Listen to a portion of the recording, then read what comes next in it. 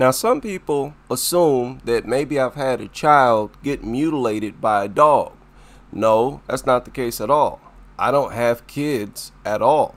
However, when I see videos like this, I can sort of get the feeling of what it's like to be a dad. This is a compilation of fathers coming home after a long day of work being greeted by their kids. And having seen videos like this, you know how you could sort of live vicariously through other people's experience. My decision to not have dogs around is even stronger.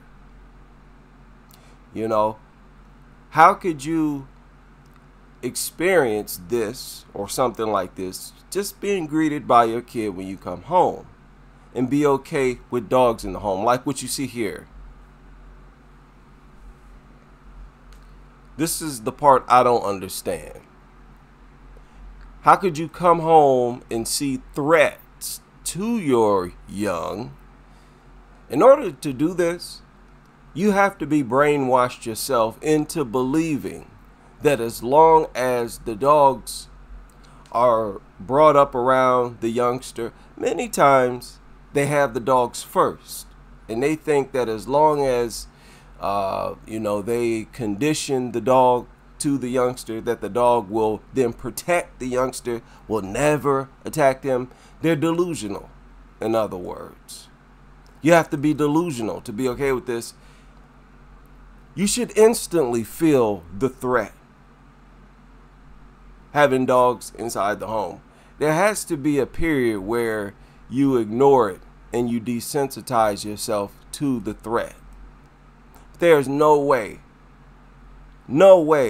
I would risk my kid's life.